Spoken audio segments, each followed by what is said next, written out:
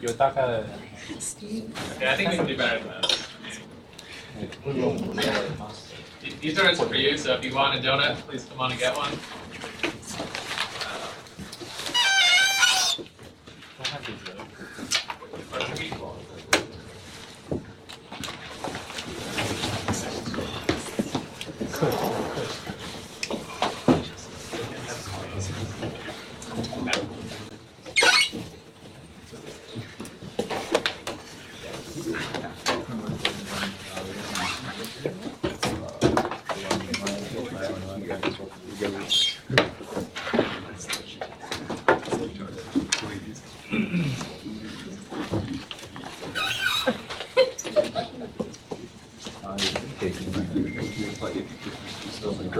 Okay, I guess I'll get started. You can continue to grab donuts as you need to.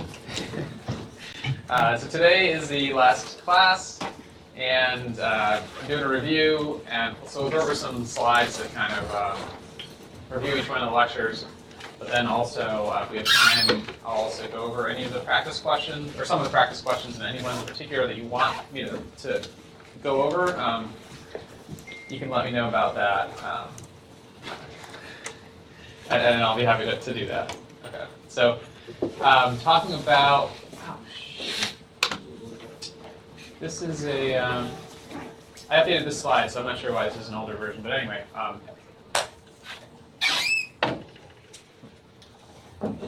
Yeah, so I'll post an updated version of the slide that has a slightly different version of this is last year's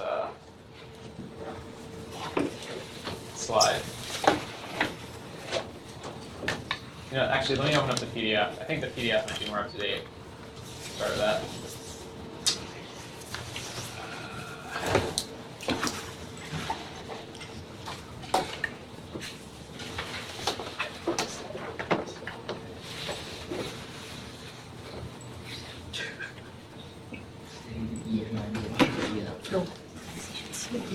Right. No, it's the same. All right, well, anyway, that's no big deal.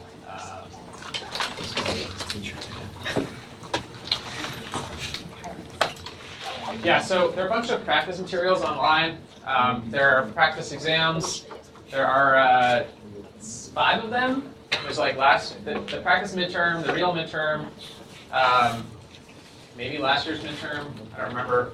But then as far as finals go, last year there was a practice final, and then there are additional practice questions, which was like a second practice final, and then I have last year's real final posted. So plenty of stuff to go through to get practice with final questions. You know, it's a cumulative exam, so it covers the first half as well as the second half. The homework 4 answers, or is it 5? The last homework assignment, whatever it is due on, what, Thursday? Yeah, and then the answers will be posted 2 days after that on Saturday, or maybe Sunday. So you can use that, you can review that for the final as well. And you should be familiar with the projects and the slides. We covered chapters 1 through 6, and then the first half of chapter 8, not the whole chapter 8, which I was more clear about in the updated version of this. Unfortunately, it's not here. But I also want to remind you to bring a calculator with batteries that work. I'm not going to bring batteries. I'll bring a few calculators because I'm a nice guy, but you should really have your own. If you go to Norris bookstore, you can buy a calculator for $4. It's like very economical, worthwhile investment. And it's open book and open notes, just like the midterm. So any questions about that? Final? All right, so like I said, if there's specific problems, I know it's a little bit early for this because we still have a homework assignment out and an extra credit assignment. But if you did happen to look at any of these practice questions and there are some in particular that you're confused about, get those questions ready for the second half of this. Okay. So there are a couple of themes that cut through the entire class that it's worth mentioning now at the end that we've seen everything. Because when you kind of go through the material, through the book, and through the lectures, you might miss the big picture. in all the details. So I'm going to talk a little bit about the big picture. One of them is separation of concerns. And we touched on this last time in the discussion of Quick, of course. But the networking stack has distinct layers, and Quick combines them. But the traditional design, there are these distinct layers that each perform a different function. And by splitting it into layers, it makes the implementation a lot easier, and it allows us to study the different parts separately to understand all the different kind of components of the networking stack. And there's a different purpose and a different problem being solved at each one of these layers, so you should really understand what those are. If you don't understand those high-level purposes and just understand the details, then you might miss out on questions that tie together the different layers. Okay, so the link layer was the last thing we talked about, but that's the kind of the lowest level, the first shown in this picture. And when we looked at the link layer, the one we looked at in detail was the Ethernet protocol that uses MAC addresses to share a link among many different devices that are sharing that link. And we also talked about some other protocols for wireless, like Bluetooth, and coaxial, cable internet, DOCSIS, that are solving the same basic problem of having many devices on a shared channel, and somehow that needs to be handled, and you need to allow the different transmitters and receivers to work to share that channel without colliding with each other and each getting a fair share of bandwidth, whatever, right? And Ethernet has a sort of random access to share the channel, and it has switches to store and forward packets so that collisions don't happen, which makes it a kind of an unusual kind of link layer, because the switches turn it from one logical link into many different links that are managed by another system. Above that, we have the networking layer, IP, Internet Protocol, and this is responsible for getting packets across many hops from source to destination. And so we need IP addresses, and then we need this BGP protocol for the different routers to build routing tables that allow them to decide how to forward packets that come in that will eventually get the packets to their final destination in hopefully the shortest number of hops possible. In reality, it's not really the shortest number of hops, but the fewest number of ASs, autonomous systems, it goes through. Transport layer, responsible for a different problem, not getting things end-to-end to the right place, but assuming that you have an end-to-end connection, dealing with having many connections per machine, per pair of machines. So sockets give you many connections on one machine, and then also dealing with the fact that packets can be lost and reordered in transit. So TCP handles assign sequence numbers and causes packets to be retransmitted when there's a loss is detected due to duplicate acknowledgments or just a timeout. So we spent a lot of time on that because that's an important problem. Above that actually is TLS, which we talked about most recently, and that was a way to have an encrypted stream, an authenticated stream between two endpoints. And basically this adds an additional handshake and encryption of the packets that come below. And we had to do lots of stuff to get that to work, I'm not mentioning here. And then finally, at the application layer, in this case we have HTTP as the application. We have a set of, it has its own features that allow HTTP to work. Okay, so HTTP is a request-response kind of protocol that allows clients to request documents from servers. And so there are URLs, there are response codes, and then there's also the ability to have caching and specify different content types for the body and have compression and stuff like that. And so this was invented for the web, but it actually is useful for a lot of different kinds of request-response interactions. So other APIs are often built on top of HTTP, so sometimes we have another kind of layer inside of this in some sense. So that was separation of concerns. So yeah, every layer solves a different problem. Another theme in this class was decentralization. The internet is not controlled by one organization, but it's a network of networks, and the only centrally controlled infrastructure on the internet is a few things managed by the ICANN and the IETF. So, for example, the ICANN controls who gets what IP addresses, gives out blocks of IP addresses. It also controls how domain names are distributed. But as far as actually building the network, that is up to the participants. And then the IETF defines internet standards, like what defines new protocols. Like for example, Quick is being vetted by the IETF and discussed by the IETF to finalize what the protocol is going to look like for HTTP 3. But once that's decided, then they don't really enforce that people are running it correctly. They just put out a document and then hope that everyone follows the rules. If they don't follow the rules, they won't be compatible with each other. The links in the internet are built ad hoc, meaning without any planning ahead of time, without any central planning, just when pairs of autonomous systems decide that it's in their best interest to peer. So if two telcos or a university and another university just decide, hey, it would be nice if we had faster connections to each other, because then we can bypass all these other hops, then they create a link, and that's how the internet grows. And there are business reasons for doing this if you're an ISP, internet service provider, and there are performance reasons to do it if you're a university or corporation or whatever. Another thing that's decentralized on the internet is DNS, domain name service. So there are these 13 root DNS servers on 13 well-known IP addresses that are managed by the ICANN, but then that just gives out information about top-level domains, and then each top-level domain manages the domains within it. So it's distributed.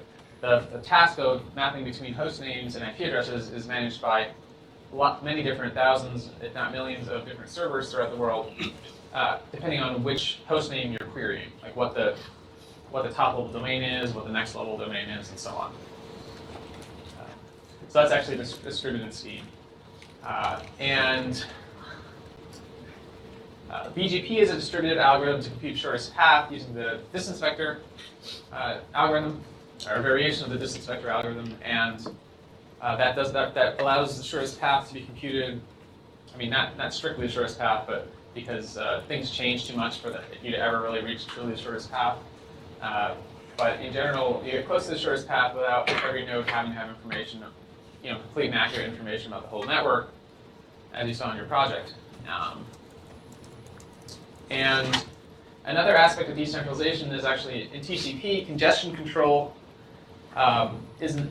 operates end-to-end. You have observations at sender and receiver, or the two participants, that when they observe packet losses at the edge between end-to-end, then they reduce the window sizes to reduce the amount of data being sent, and that actually allows congestion in the core of the network to be reduced just by all the different actors independently doing end-to-end TCP congestion control. Yeah. When we use the term network core, does that refer to everything that the packet goes through except the two endpoints? Yeah, so it's a loose term. I mean the routers, so everything except the endpoints. Yeah. So which is just routers. Yeah, all the routers. You can think of some routers are more core than others. If they're handling more traffic, I guess. But there's no one definition that makes sense that you can use because the internet graph doesn't have any strict hierarchy. It's just kind of a web of connections. All right, so that was decentralization.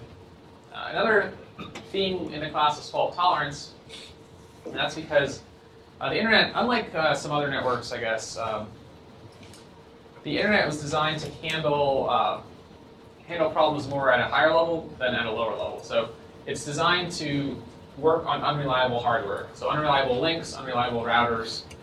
So you assume that bits are going to be flipped in the data that's transferring.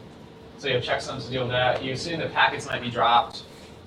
So you have TCP acknowledgments and stuff. And by assuming that the hardware is unreliable and building a software and protocols that deal with unreliable hardware, that allows the hardware to be simpler and cheaper, and that has promoted more, faster growth of the internet because it's been cheaper to build routers and links and whatnot, because you don't have to at a low level ensure as much reliability, because you know that at a higher level, TCP, for example, is going to retransmit if something gets lost. Right? That gives you more flexibility to do things sloppily at a hardware level. There's bit error checking in actually many different headers, although there's a little bit of redundancy to do it in all these different levels. But that allows for a packet to be dropped if it was corrupted in transit. In addition to sort of individual packets being corrupted, entire links can go down, but BGP expects that and allows routes to be recomputed to deal with that.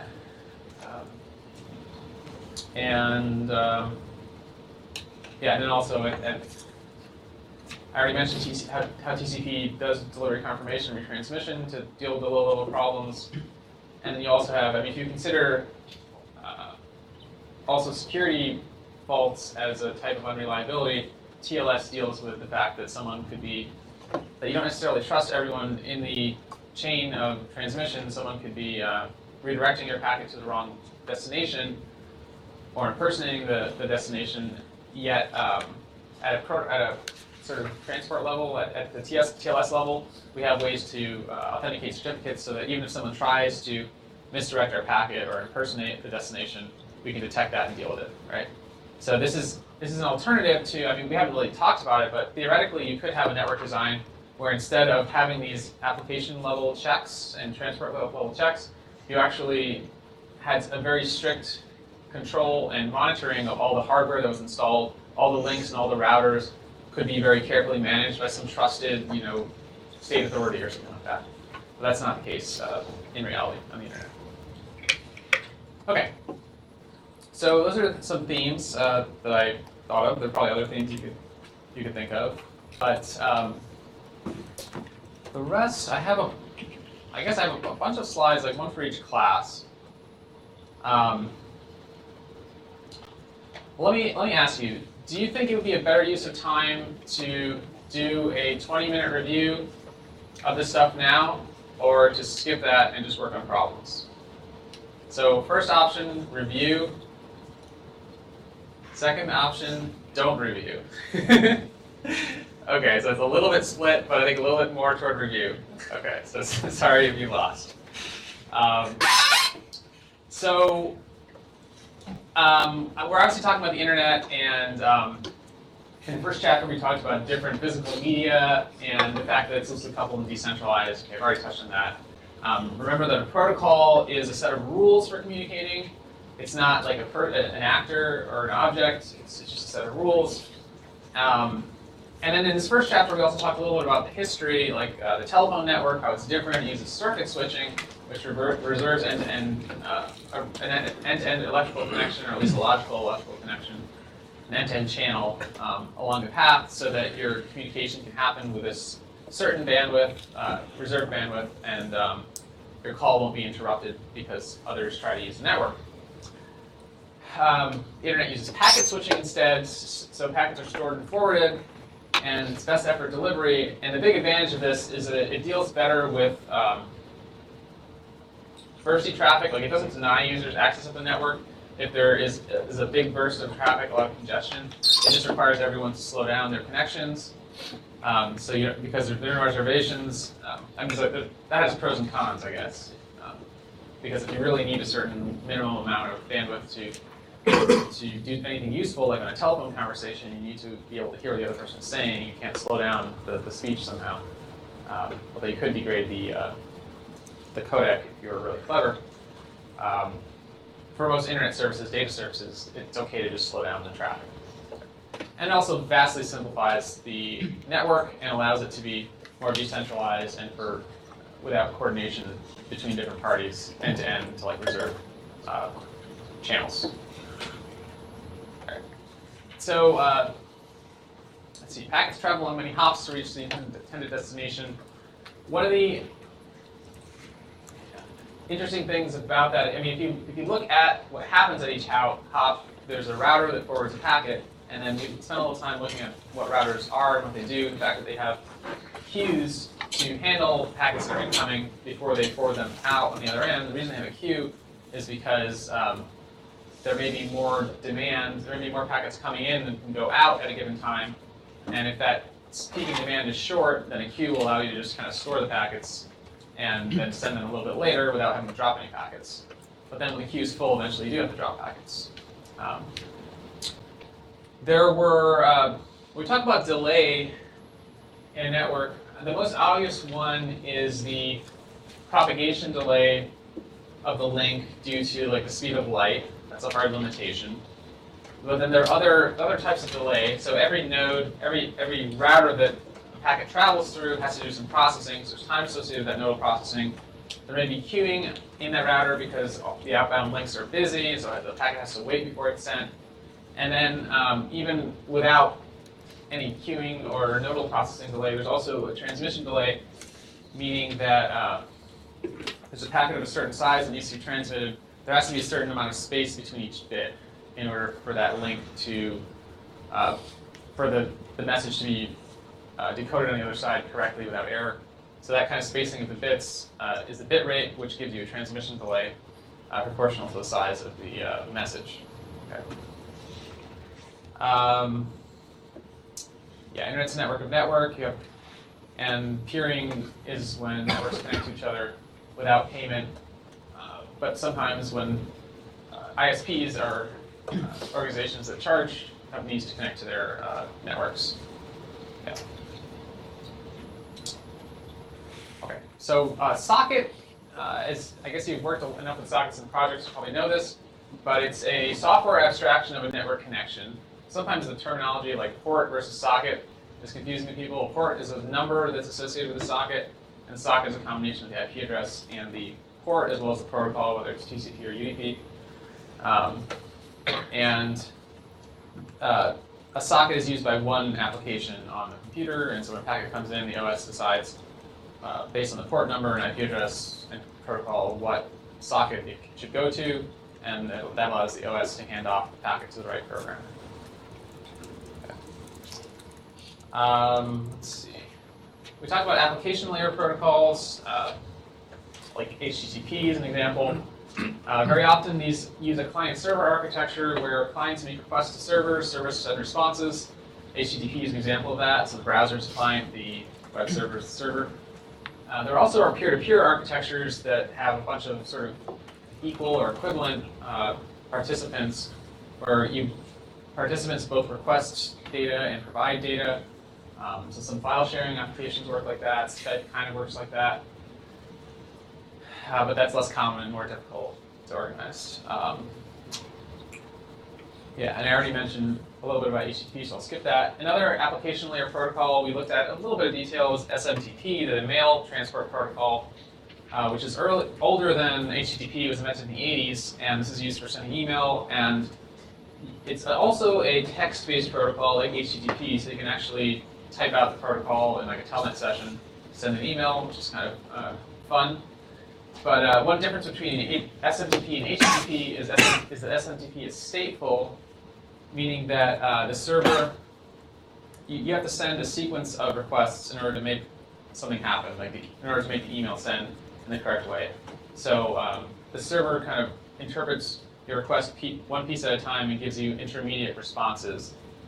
And so you, for example, you might first identify yourself, like who the from is of the message, and the server might tell you that's okay or it's not okay. If it's okay, then you proceed to the next step. You might identify one of the receivers. The server might say okay. It might say not okay, but then you still have the opportunity to go back and give it a different receiver.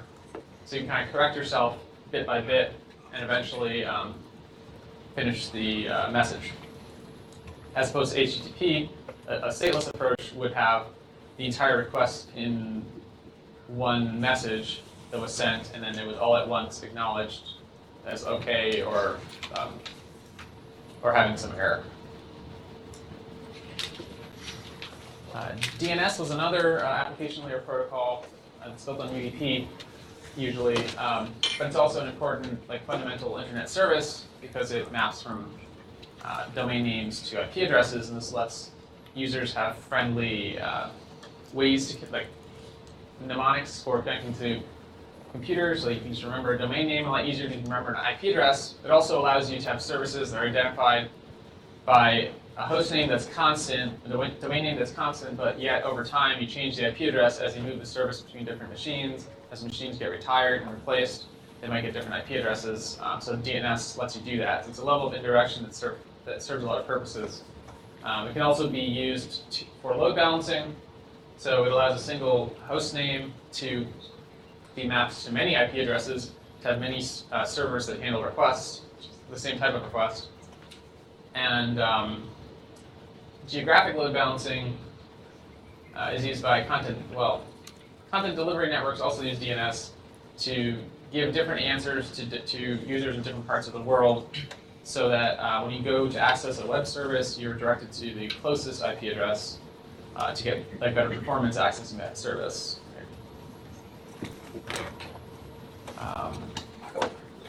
Okay, so reliable transport. We started off there with some basic protocols that were theoretical, like go back in and selective repeat. And TCP combines ideas from both of those. But the basic idea with reliable transport is that we have acknowledgements. We actually use positive acknowledgements in TCP, meaning that for every message we get, we send back a message somehow saying that it arrived, or we send back a cumulative acknowledgement, meaning that we acknowledge a sequence of messages that we arrived. And if you're using positive acknowledgements, then the receiver doesn't tell you when something's missing. You have to infer that it's missing. And the way that you infer that the message is missing is using a timeout. So you assume, based on observation of round trip times, that typically you should get an acknowledgement within a certain amount of time for this connection. And if you don't, after twice that amount of time, for example, then that means that the packet was lost and you should resend it. Right? And one important aspect of one thing that makes reliable transport a lot more complicated is that in order to improve performance, you really need to pipeline packets. This means that you can't just send a packet, wait for an acknowledgement, and then send the next one. That's a stop and go protocol. You want to send out the packets in parallel, have many unacknowledged packets outbound on the link or on the network in flight at once, because the round trip time can be very slow. And stop and go would be very slow for that reason, right? You have to wait for packets to go back and forth. That's really inefficient. But with a pipeline, reliable transport like TCP and also these other ones, you have to. The acknowledgements are more complicated because you have to acknowledge specifically which packet you received.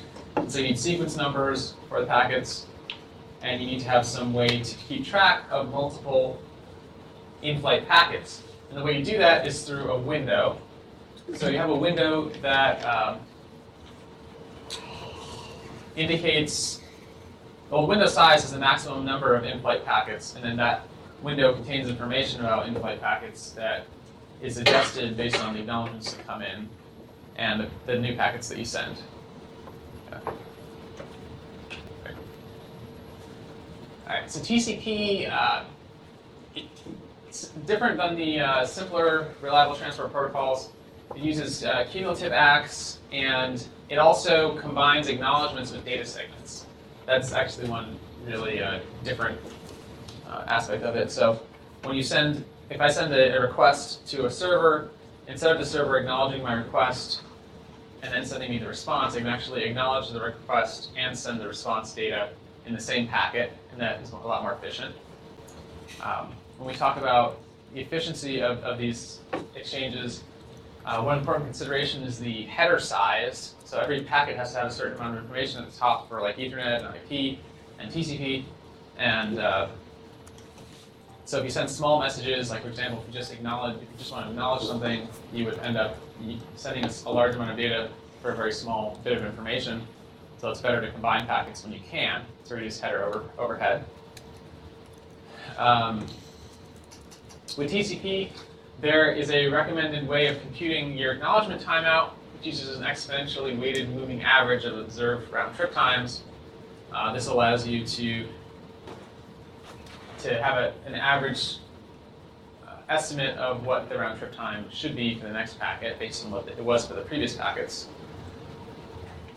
And one kind of interesting feature of TCP is how the window size controls throughput.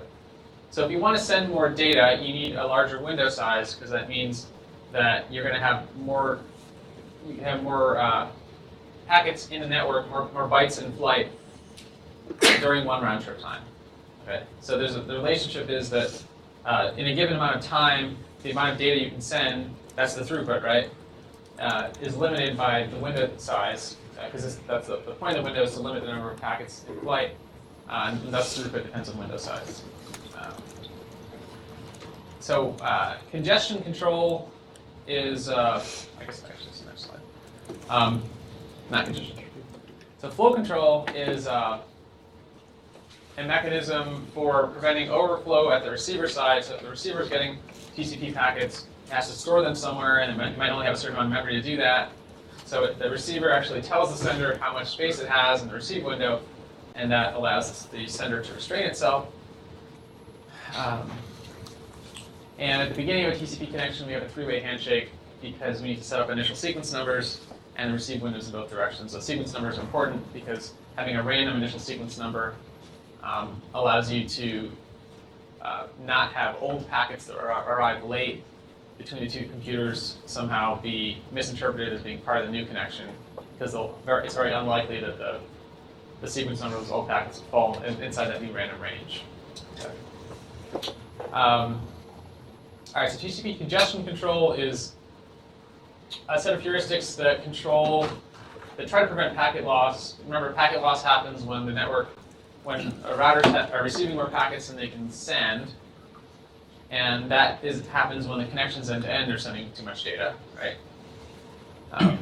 So TCP congestion control has this kind of, when two computers talk, they don't know ahead of time how much data they can send before dropping packets. So they kind of probe the network and start off sending just a little bit of data. That's a slow start phase, and gradually double the amount of data they're sending, which is controlled by the congestion window. And so double the speed of their transfer until eventually they start losing packets. And once they lose a packet, that's an indication that they're sending too much data. So then they reduce their congestion window. And exactly how they increase and reduce and kind of move back and forth is in the details of this TCP congestion control, slow start, congestion avoidance, and fast recovery. But the basic idea is that initially you have doubling until you lose a packet, and then in the steady state, you're in this congestion avoidance phase where you have a linear growth in the window size, in other words, a linear growth in throughput, until you lose a packet, and you drop in half, and then you again start linearly increasing. Okay.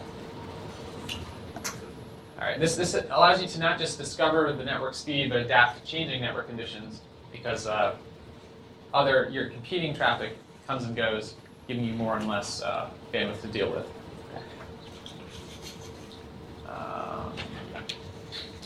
So moving to the second half of the class, this is maybe a little more familiar now.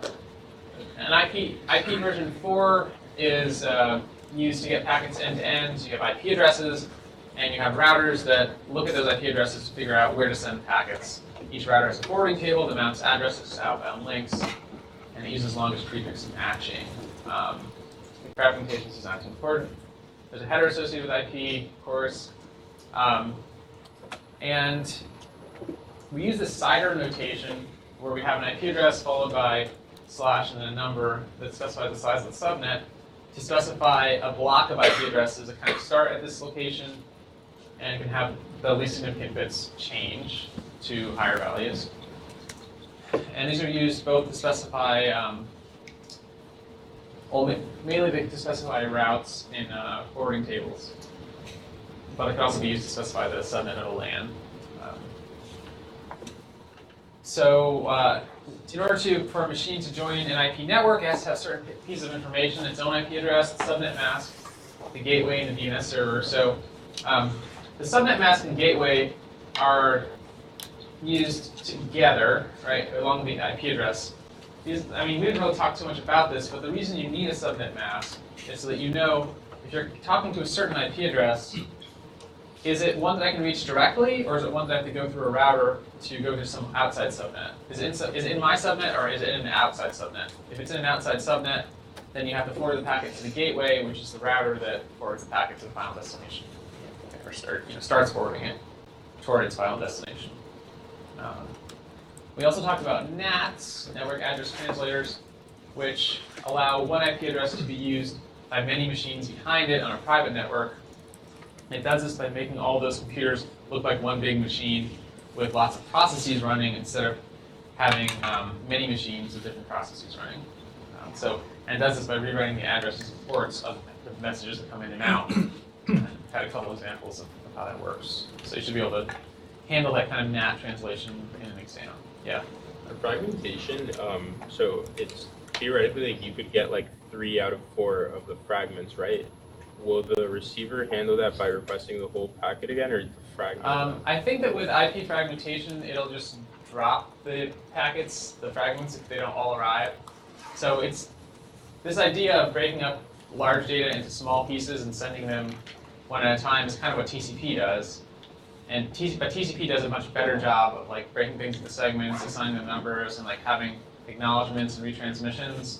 This IP fragmentation is like a low budget version of that, where you have packet, like you might have a packet that's maybe twice or 3 times larger than the MTU.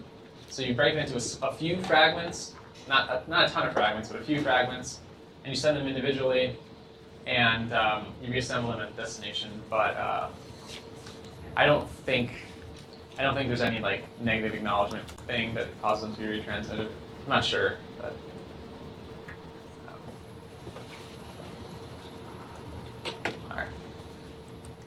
All right. So IP version 6 was is the way that we can allow more than 4 billion machines to have IP addresses on the internet. Basically, expand the size of the internet because IP version 4 only has 32-bit addresses, which is pretty small.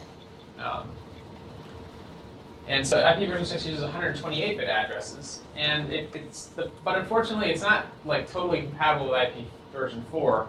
It can interoperate with tunneling, and you can have devices that are dual mode devices or dual stack devices. In other words, if you want to use IP version 6, then you generally need to also have an IP version 4 address, and use one or the other IP address depending on whether the host you're talking to is IP version 4 or IP version 6. And DNS request responses will tell you basically which type of IP address it has. Yeah, they're private and public networks on the internet. Usually the internet is the public internet, but there are also private networks for cases where we want to isolate network machines from strangers on the internet, from intruders, and also for cases when we don't have enough IP addresses, public IP addresses to give everyone, so we give people some private IP addresses.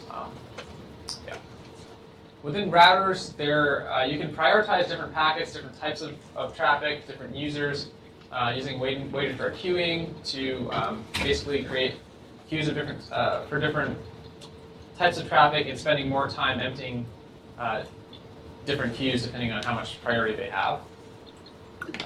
We talked a little bit about the design of a router, how it processes packets in parallel. So you have input and output ports with separate queues, and so packet dropping could happen for some traffic through the router, but not others, depending on which input and output ports are being used. Then between those input and output ports, there's some kind of interconnect, either a bus or a crossbar.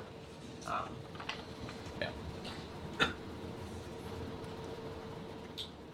All right. We talked about routing algorithms, which operate on the whole internet graph through actually. Yeah, but okay. So figuring out routes on the internet is a specific case of the general problem of shortest path on a graph. So if you look at a computer network like the internet as a weighted graph, we can find the shortest path using like Dijkstra's algorithm or a distance vector algorithm. And Dijkstra's algorithm, of course, is used in the link state algorithm, distance vector, and BGP. We did this in the project recently, so I won't belabor this. But one of them is a centralized algorithm. One of them is a distributed algorithm. In order for the centralized algorithm to work, you have to flood or broadcast information to everyone so that everyone has a view of the network, the same view of the network. And then when any one of them runs Dijkstra's algorithm. So it's a centralized algorithm that happens in a distributed way. So everyone runs the centralized algorithm. But BGP specifically, is a variation of distance vector that works on the autonomous system graph of the internet. So it doesn't solve for every IP address and every router, but rather it treats groups of routers that are controlled by the same organization as one node in the graph called an autonomous system. There are different types of autonomous systems, stub, multi-homed, and transit, depending on how they're connected and how they advertise. So stub AS is one that's connected to just one organization, one other AS, and obviously all of its traffic has to go to that neighbor AS. A multi-homed AS is connected to two or more neighbors, and it sends traffic to those different ASs that are neighbors, but it doesn't accept traffic from those neighbors to relay outside of itself. So it doesn't act as a traffic doesn't flow through it. It only sends traffic out. And the way that it controls that is by limiting how it advertises to its neighbors. It doesn't tell its neighbors they can reach the whole internet. It just tells its neighbors they can reach the IP addresses in itself. The more generic type of AS is a transit AS, which advertises to its neighbors all of the destinations that can be reached through it, and ISPs act as transit ASs. So BGP works between ASs. There are interior gateway protocols that run within the AS to determine the shortest paths within those routers inside the organization, but we didn't talk too much about those except the link state implementation you did with the Dexter's algorithm is similar to how those work in practice. So BGP advertisements have, these are like the elements in the routing table and distance vector. They have a destination, which is specified as a prefix, right? So it's a subnet. It's not like one node. So that it's solving a problem not of shortest path on the nodes, but rather on subnets. And these can be prefix matched. These can be joined together if you have two adjoining prefixes that have the same path and next hop. And this AS path in here prevents loops in the choice of routing. Okay, so we talked a little bit about broadcast, and this is, the point of broadcasting is to send a single message to every host in a network. And there are two ways to do it, two basic ways to do it. One is controlled flooding, which is what you probably implemented for link state, where you add a sequence number to messages, and you send it to all your neighbors. And you keep track of the messages you see, and you only retransmit messages if you haven't already seen it. An alternative to that is to use a spanning tree for broadcast. And the reason a spanning tree works is because it reaches all the nodes in the graph, but it doesn't have cycles. So to broadcast, you just need to transmit messages along the spanning tree edges, and that reaches everyone, and it doesn't loop back and cause messages to be sent forever. And so it's efficient in that sense. I showed two different algorithms for constructing a spanning tree. There's Prin's algorithm, which constructs a minimum cost spanning tree, cost in terms of the sum of the edges. And you can also use Dijkstra's algorithm to compute a spanning tree in the sort of like the cost, the distance tree that Dijkstra's algorithm computes a minimum distance tree from a node. If that node is the node you're broadcasting from, this will give you, and if the cost of the edges represent latencies, this will give you a broadcast that takes the minimum amount of time to reach everyone. Whereas the first one, Prim's algorithm, will give you a tree that will minimize the sum of the latencies on all the edges, which wouldn't make sense for latencies, but if the edge cost is something else, like energy, then that might make sense. The link layer, let's see. We talked about a few different classes of medium access control, or multiple access protocols, ways to share a link. And the whole point here is to avoid collision, but to do that in a way that's not like too cautious, to allow nodes to use a lot of bandwidth without interfering with each other. And there are three basic schemes: channel partitioning, random access, and turn taking. Channel partitioning included frequency and time division multiplexing. And these avoided collision entirely, but then they didn't allow a single participant to use much of the bandwidth. Like if they were the only ones participating, they'd only have a fraction of the channel to use. You might wonder, well, why don't we just change it to allow a single participant to use many channels when they're the only one talking? Well, that's a good idea, but then you need some protocol to actually do that correctly.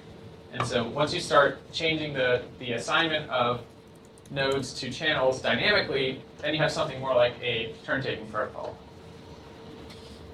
Okay, a random access protocol is, for example, it's done in Ethernet, and it's also done in some wireless protocols where participants just try to transmit, and if they detect a collision, and if there was a collision, they just retransmit it later at some random time, hoping to not collide. And turn-taking combines is like a scheduled version of channel partitioning where there are no collisions, and at any given time, there's only one participant who should be using the channel.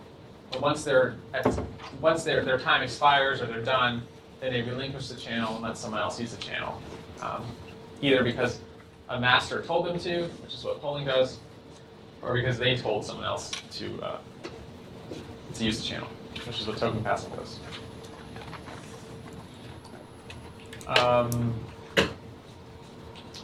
Yeah, so Ethernet uses MAC addresses to identify source and destinations on a link, and we have ARP to map between IP addresses and MAC addresses. And this was designed to allow participants in old Ethernet networks that were actually broadcast media, where many computers were sharing one wire, to allow them to share that wire. In modern networks, Ethernet networks, we have switches that actually isolate the ports from each other and listen to them, observe the destination MAC addresses to figure out which port to send the message to, and also observe the source MAC addresses to learn where every MAC address lives, like which port should receive traffic for that MAC address. So switches reduce broadcast traffic and eliminate collisions. They have this kind of automatic learning. They're kind of equivalent to routers in some ways, but they work in a different way and a little bit less intelligently, I guess. Yeah, let's skip the rest of that. And then finally, we talked about encryption, which we didn't really get a chance to practice in a project, unfortunately.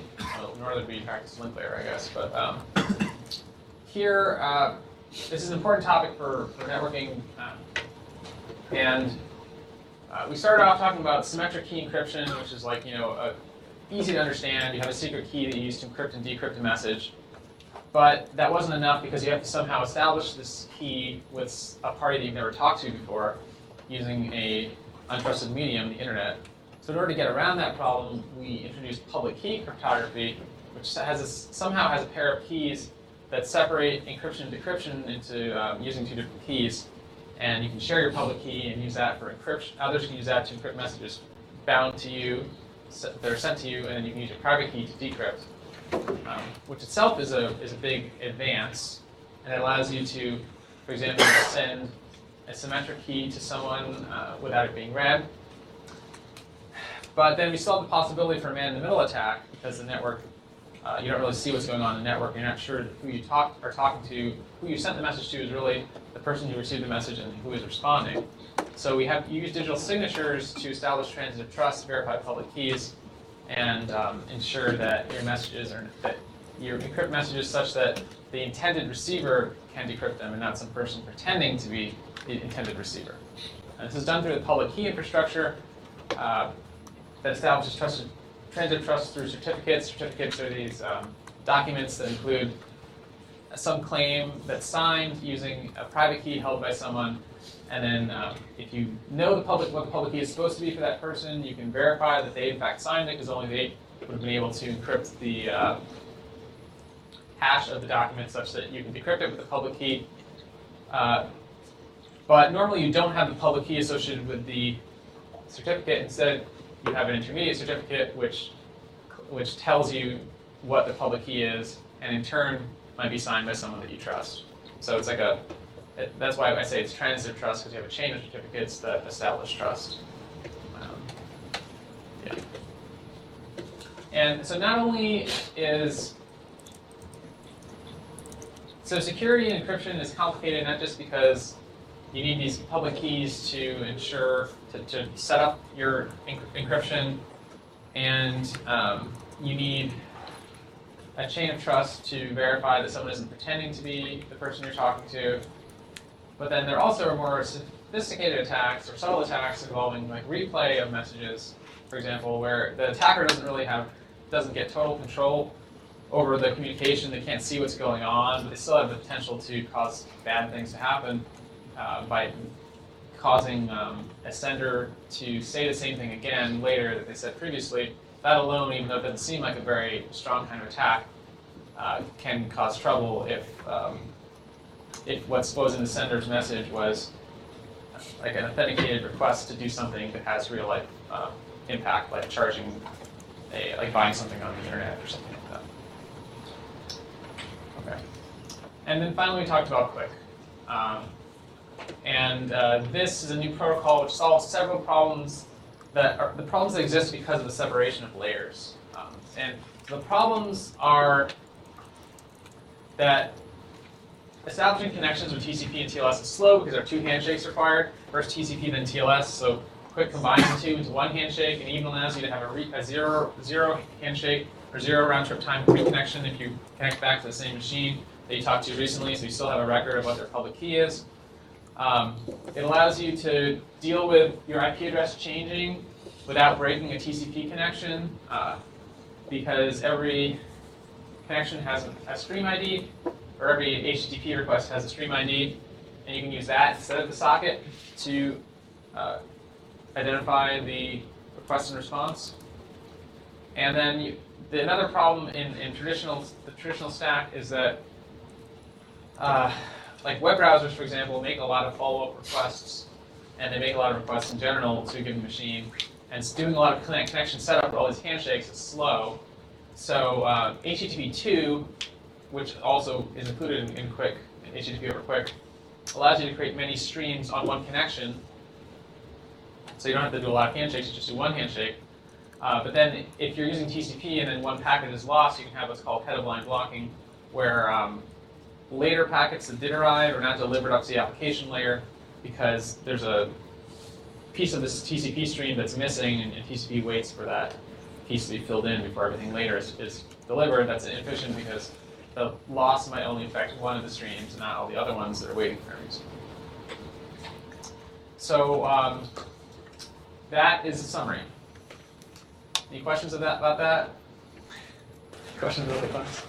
No. So what I want to do next then is look at some other practice questions, and we can have a little bit of discussion about them if you want. So does anyone have any particular questions they want to look at?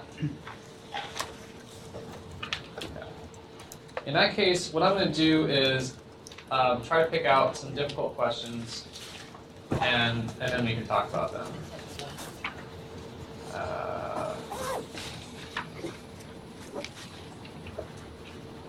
Okay, the last question I remember was kind of fun. Wait, which one? What am I looking at?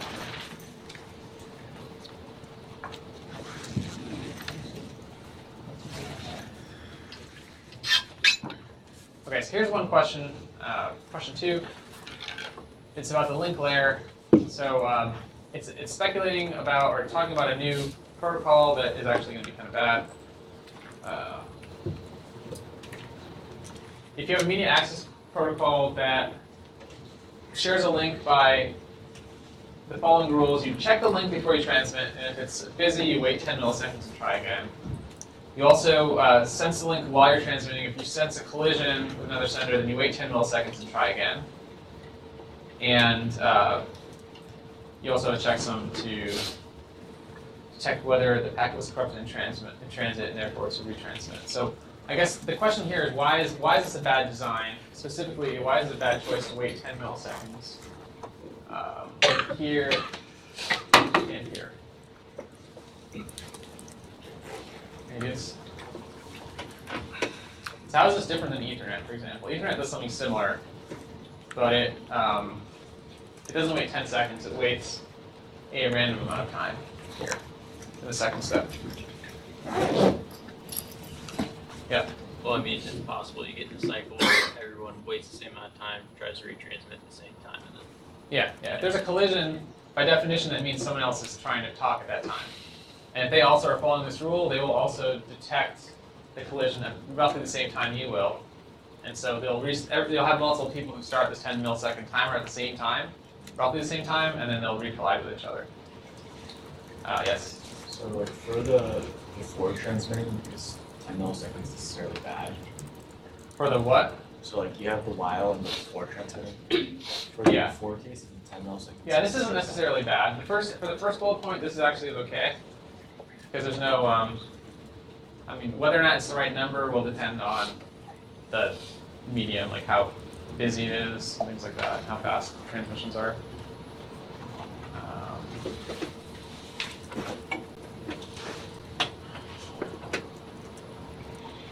Okay, this is a math one, so I don't want to do that one. In class.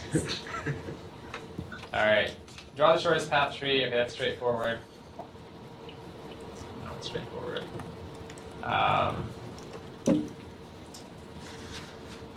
Okay, this one actually was a homework question. Still is a homework question. I may have inadvertently given you the answer key for one of the homework questions. All right, but let's move on to the question 9 here. TLS is built on top of TCP. So TCP handshake must occur before TLS handshake.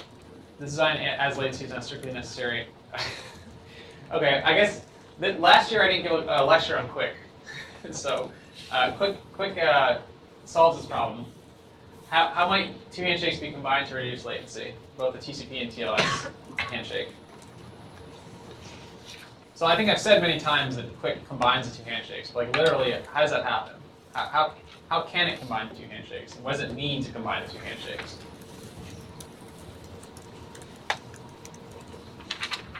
What's in the TCP handshake?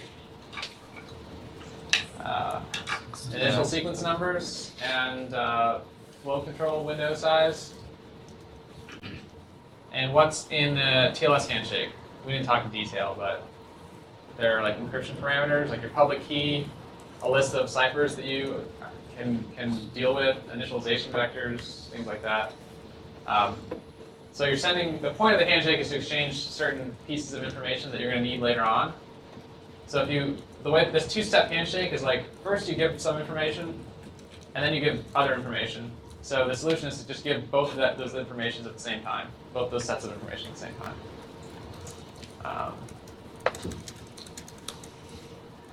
And what's the main disadvantage of this approach? That's actually maybe a better question, a harder question. What's the disadvantage of combining TCP and TLS? Yeah. It has more like room for failure, I guess. Room for failure in what way? I think it depends on the implementation, but what if like the TLS handshake can't complete? Like that might also interfere with the TCP connection happening. Yeah, but on the other hand, so it's true that the TLS handshake is more likely to fail than a TCP handshake. It's more complicated. So like if you combine the two, then like you're going to fail overall more likely. But then it doesn't do you any good to have a successful TCP handshake if later on your TLS is going to fail anyway.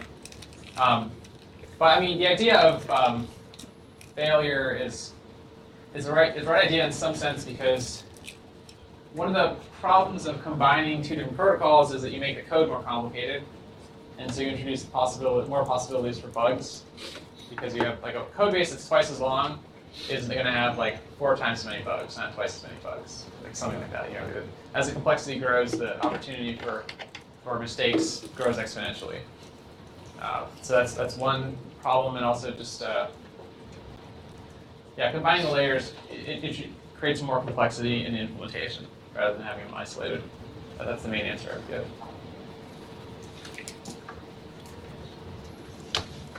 All right, so question 10 is about self-driving cars. So the idea is you have self-driving cars that want to talk to each other, to tell each other like how fast they're going, so they can coordinate and brake at the right times and not collide with each other. But you don't want so you need this information to be accurate, so that the cars make the right decisions. So basically, you don't want someone to be able to impersonate the car in front of you over the wireless network and give you false information that looks like it's coming from that car in front of you, right? And the question was, how can we use the camera and cryptography to verify that a message truly came from the car driving in front of us? So just like on the internet, where you visit a website and there's a certificate that gives you assurance that you're actually talking with that particular domain, right? We have a similar problem here where we're driving, we see a car in front of us, and we get a message from that car, or we can make a request to that car and we get a response. We want to validate that that response actually came from that car and not from some hacker on the sidewalk or in the car in front of that car. So how can you solve that problem? Yeah. License plate could be the public key. The license plate could be the public key. Yeah, so I guess the hint here says that assume every car's unique license plate number clearly visible in the back. So if the license plate was the public key, then you would see with the camera the public key, and then any messages that were sent to you would have to be signed with the private key associated with that public key, and you can validate it that way. Like that would work. But let's say the DMV still wants license plate numbers to not change, right? And like they don't want them to be 2048 bits long. Then how would you solve this problem like along those lines, but with a different scheme?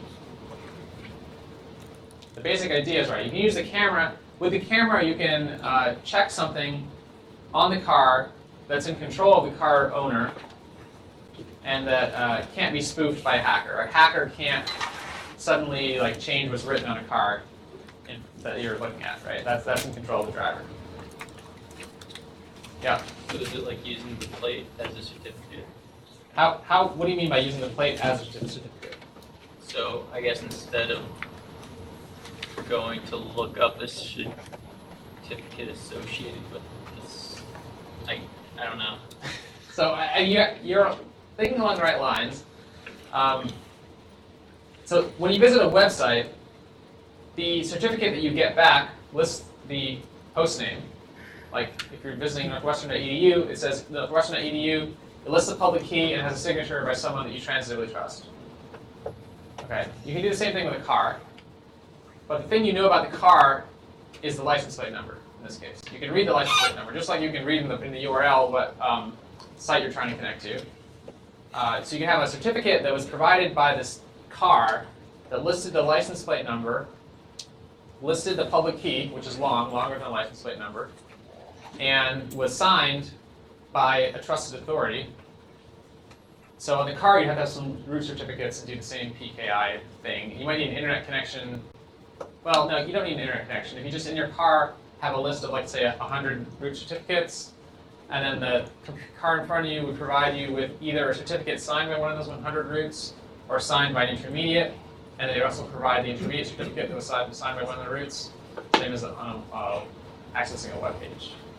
So in that way, the car would be able to give you assurance that would be able to tell you in a trustworthy way what their public IP address was, in a way that couldn't be hacked. So the hacker on the side of the road who's trying to send you a message, supposedly from that license plate number, would not be able to present a certificate that had the correct license plate number and the wrong public key, or his own public key, because the signer, the authority that signs these requests, should have some verification. Like, for example, they might require that you drive in with the car and they see the license plate number and they look at your public key and then they sign it based on that, right? They need some proof that you were the owner of that car. Yeah. Makes sense. All right.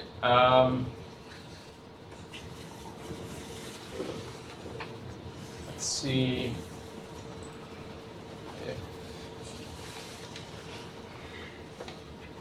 All right, I might. Actually, no, we have to go through here. So let me bring up the other review sheet, and we'll look for some other questions.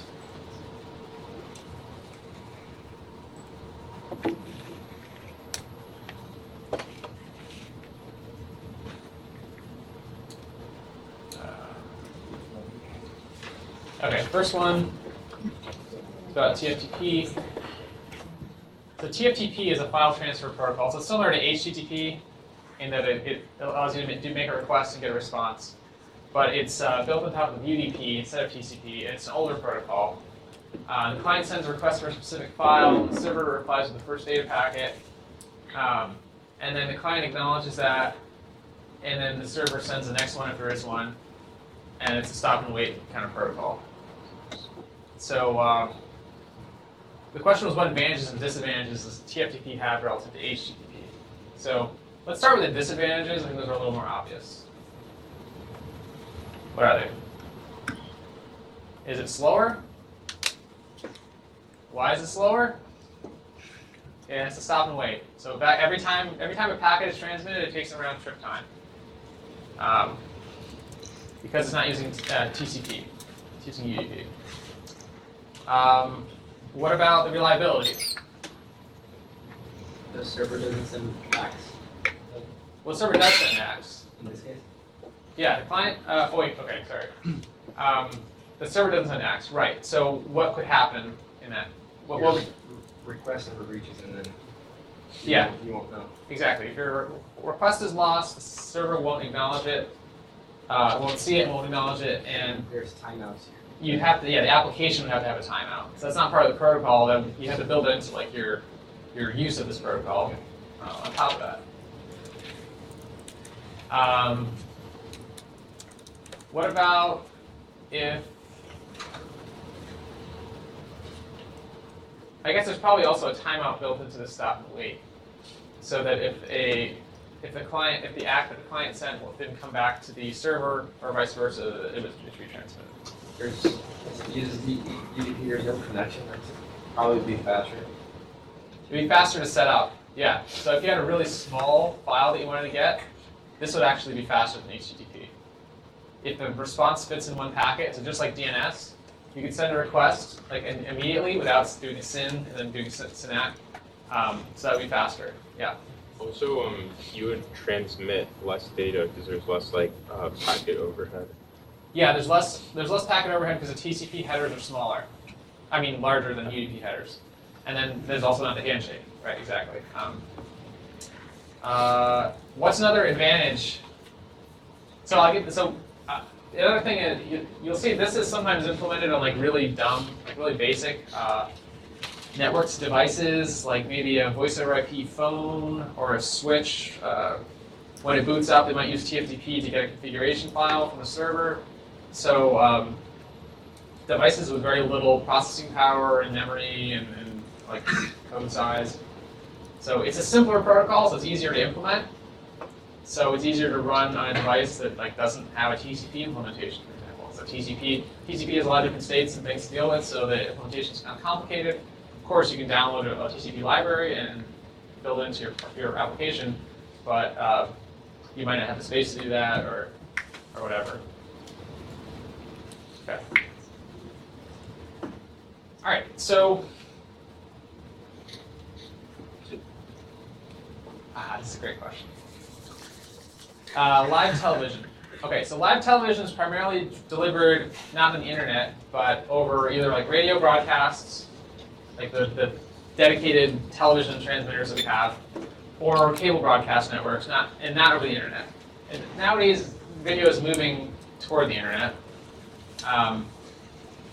So the question is, what difficulties does the internet present to live television broadcasts?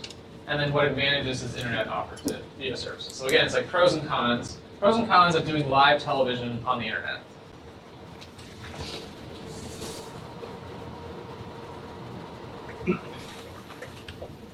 And I'm going to have a marker, but I can keep track of them. So pros? Any? You can guarantee like delivery using TCP.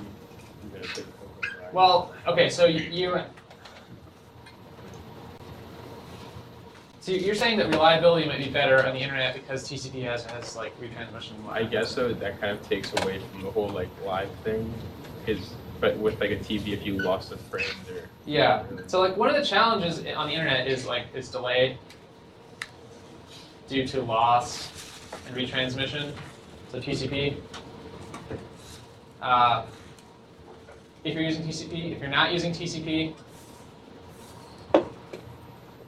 then we can then also have loss. Like you have loss, which you experience in terms of missing data as opposed to delayed data. So you either have to accept a lag, a delay with TCP, or you have to accept that certain fragments will be lost. That doesn't really happen in broadcast media because you have a dedicated channel. Like you have dedicated radio waves for different television stations. You have dedicated channels on a cable carrier for different stations. Another disadvantage is that it's kind of inefficient. Like broadcast is inefficient in the internet. If you have the same, and it's sloppy, if you have the same message going to like a million different users, then you have a million packets being sent. Even if they're going along the same like initial hops to get there. I think in the discussion of broadcast, we talked about how ideally you have the message being like replicated as it goes along instead of doing a point-to-point connection. And maybe in the future the internet will support that with multicast, like UDP multicast, but currently it doesn't really. So it doesn't. So a lot of data is repeated actually. Maybe. Yep. Would a pro be that there's no like one central distributor or broadcaster? Yeah, so it's like lower barriers to entry. I'm not sure if that's exactly what you're saying. So like no central gatekeeper. Like basically anyone can do this. Like you can Facebook Live your like kid's birthday party, and like that's a broadcast, right? It's different than getting a show on NBC. Yeah. I guess a pro for providers is it's easier to authenticate users rather than just like broadcasting to everyone and anyone who asks. Yeah, right. So like, let's say easier to authenticate and track viewers. Like for advertising purposes, you know exactly how many viewers there are, and also you kind of know who they are, and that can help advertisers to target their ads and for show producers to be able to you know, more accurately market their program to advertisers. All right, that's a pretty good list.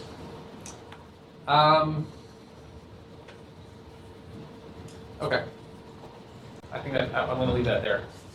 Now, that's really all I have.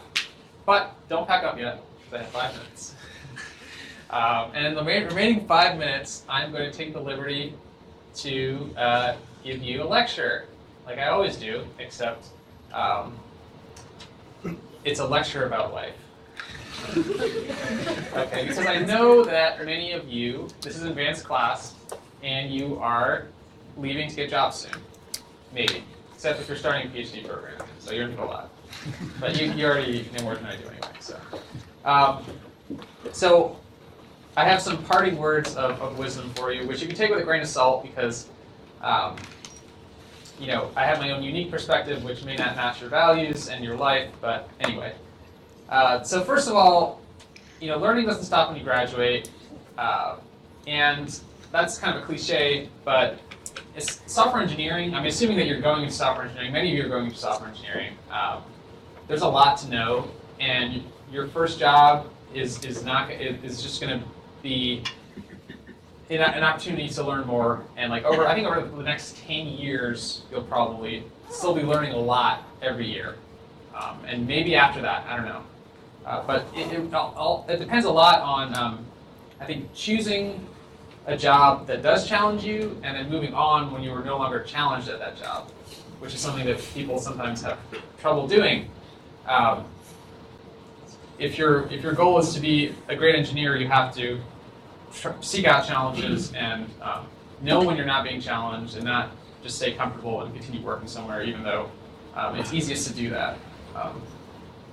The other thing that I think is important is to understand. I think people generally know this, but like these days, software engineers have a lot of power in our society, and I don't think this is like fully appreciated by those who are not software engineers, even by those who are software engineers. Like every aspect of modern life, almost, it can be controlled by some kind of API or measured by some data system. So, so you have a lot of power, and don't be afraid to use that power. Like typically, what most people do is find a job where others harness your power to do what they want to do. But you have the ability to, of course, you generally need to get a job to earn a living, but you can use that power for good or to do whatever you want if you're willing to do that and take a chance. The future is in the hands of those who are willing to take charge of it, and that can be you and people who have the power to understand what's really going on in modern society, like you do, are in the best position to do that. Another thing many people don't realize is like leaders in business and in life generally aren't chosen. So it's not a good idea to wait around. If you want to take charge of something, you generally can there are ways to just do it. If you just take more, you can always take more responsibility generally in a job without necessarily being promoted. So you can promote yourself by just doing your boss's job. And eventually someone will notice and see if you do a good job of it, will give you your boss's job. Okay? Don't be afraid to do that. And I'm telling you this stuff because you're at Northwestern, you're all very smart people. So this is not the same advice I would give to anyone. And you're, of course, taking a challenging class and generally, hopefully, succeeding in the class. And speaking of leadership, it's not. I view leadership not as being pushing people around. So a lot of managers are like, have confrontational relationships with the people they work with. But really, leadership is about taking care of the people around you and creating a vision that attracts people to your cause. So, being a leader can be a very positive thing. I think a lot of engineers don't realize that because they view leadership as something that's done by other people, by MBAs, not by engineers. But leadership is an important part of engineering, and I hope that you'll develop those skills. Another thing I want you to understand is that, of course, your skills are highly valuable. You'll get lucrative job offers. You'll get lucrative jobs, hopefully. I think you generally will. I would advise you to not get what I call golden handcuffs. Like, don't spend all the money you make. It's very easy to do that. Of course, you have to pay off your debts. If you have college debt, whatever, if you need help your family, whatever, you can do that. But once you pay off your debts, there's always something you can spend your money on. Like, that's how our society is built. If you make $100,000, you can always spend that money. If you make $200,000, you can spend that money. If you make $1 million, you can find ways to spend that money. If you make $5 million, you can find ways to spend that money. That's the way capitalism works. That's the way American society works. But there's a lot of power in not spending all that money, saving some money, putting it in the bank, so that if you have 2 years worth of income in the bank, you can walk on water. Like, you go to work, and if you don't like the way things are going, you can just leave. Not because you're a jerk, but because you have the ability to do that. That's a very empowering thing that has helped me in the past to take control of my career and my life. Another thing to realize is that MBAs and people who are typically given charge of companies don't have any better ideas than you do as engineers. They have less power than you do to actually make things happen. The skills they have, you can learn if you want to. The skills you have, they can't learn in most cases. I've seen them try to, and they can't do it because programming and understanding computer systems is very difficult. And it takes a certain kind of mindset and a lot of training and hard work, which you're putting in now. So I think you should congratulate yourself for that, and remember that, take risks, put yourself in a position to be able to take risks if you want to, and finally, this is maybe a little more controversial. A lot of people think about their children as their legacy, and they work on earning as much as they can so they can support their children in the best possible way. And that's fine. I don't have anything against family values. But the problem is, you don't count on your children to be your legacy, because you can't control what your children do. You can only control what you do. And another unfortunate thing is, most likely your children will not be as smart as you are. Statistically speaking, right?